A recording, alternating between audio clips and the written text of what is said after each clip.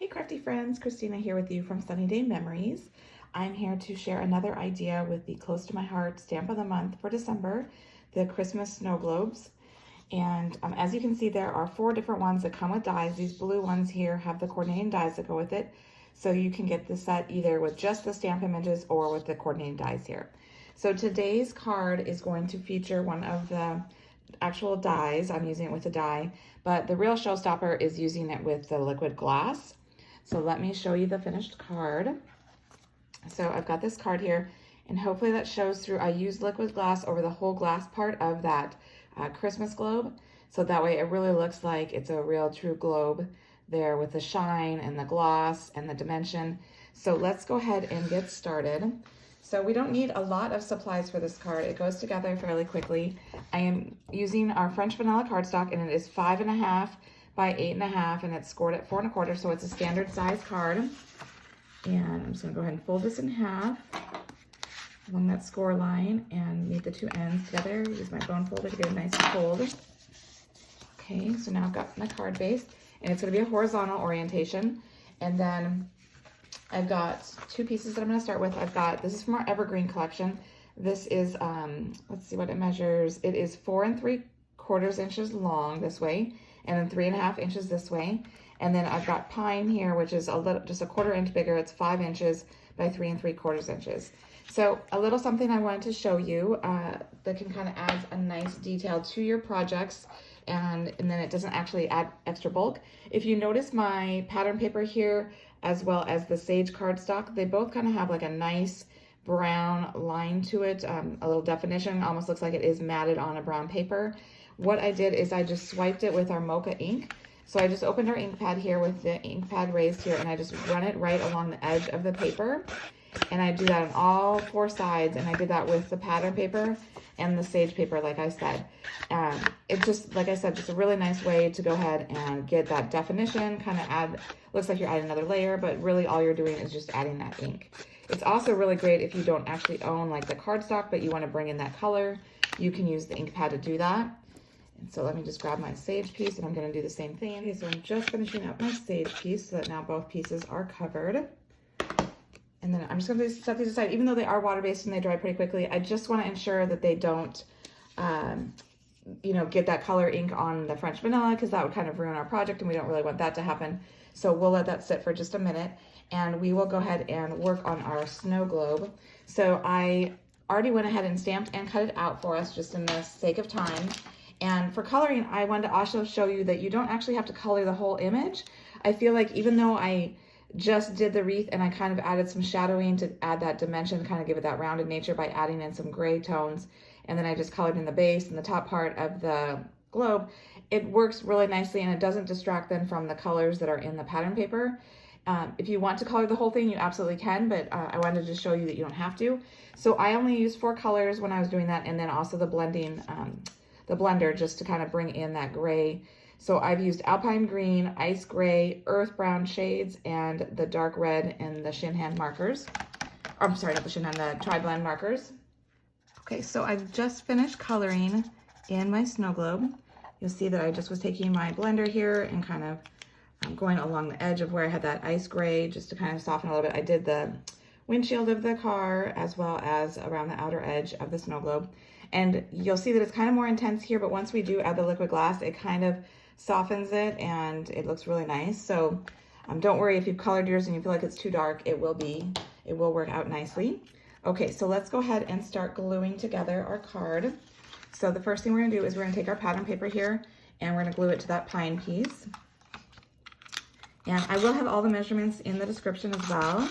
I know I said them also when we're starting here, and I'll probably repeat some of them, but in case you miss it, it is in the description. Okay, so now you have a nice little border of that pine all the way around, and then we're just gonna go ahead and glue it to the center of the card front.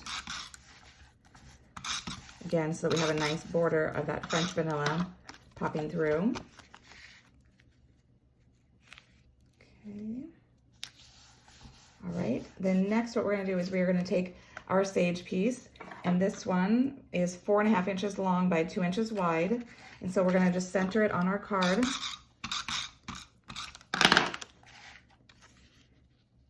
So there'll just be a little bit of the pattern paper showing on either side, but that'll actually get mainly covered up when we add in the Acorn.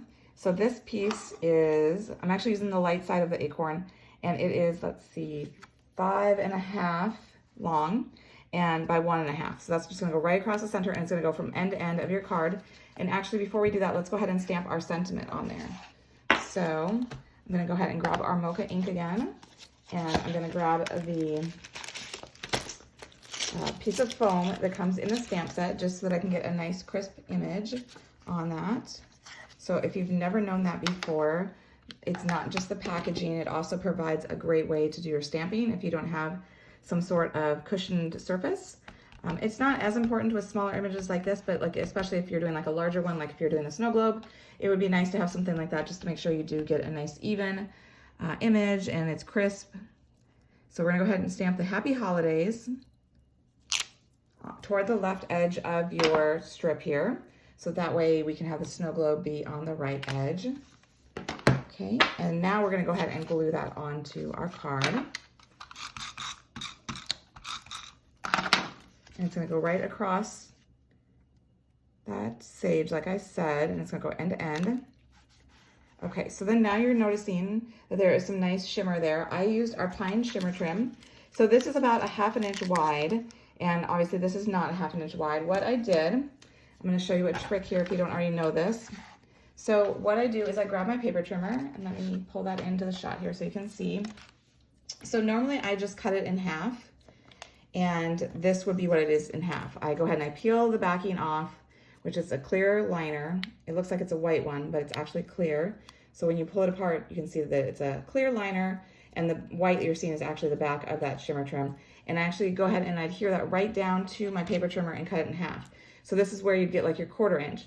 But for my card, I wanted it to be even smaller. So I'm going to do the same thing that I did previously, where I go ahead and I'm gonna line it up. And so since this is a 1/4 inch, that is pretty much the width of that little space there along where the gutter, I guess you'd call it, where the trim goes, that track that the cutter goes. So I'm gonna line that up right on there, and then I'm just gonna cut right along that space. And that's gonna give me 2 little skinny pieces to work with. Okay, so in order to get these up, I'm gonna use my piercing tool, and I'm just gonna peel that up, and so you can see I've got this like really thin strip here. So we'll move this to the side. So this is a great way to get some custom shimmer with here. And it's nice because it already has that adhesive on the back. So, I mean, you could do this with you could just cut smaller strips with your glitter paper. But like I said, this already has that adhesive backing, so it's just really nice. And mine's a little bit longer than I want it to be, so I just snipped that little end off. So it lined right up with that sage piece that we have there, and it's butted up against the Acorn. And now I'm just gonna grab that second skinny strip. And so the nice thing about this is it looks like, and you know, if you wanted to do this in an easier way, like I was saying, you could do the glitter paper, get some pine glitter paper, and you could have a big piece right underneath this Acorn. But this way you're using less product, and it still has that same effect. So really nice way to add some glitter there. And hopefully that's a new little trick for you that you can incorporate into your paper crafting. Okay, so now next we are going to go ahead, and I glued this on using 3D foam, and then I'm gonna put the liquid gloss on second. So that way then I can set it aside to dry and I won't mess it up. So I'm gonna go ahead and pull out my foam, and I'm just gonna cut a couple pieces off to put on the back here. Okay, so now I've got the backings off of my 3D foam. I'm gonna go ahead and put this on just like a little angle here, kind of using that space that I have on the right side of my card. Okay, and then I'm gonna take my Silver Bells dots. If you haven't heard me say this before a bazillion times, I love these things. I'm gonna be so sad when they are no longer around. They're so pretty. I'm taking 2 of the big bronze colored ones. They're so glittery and pretty.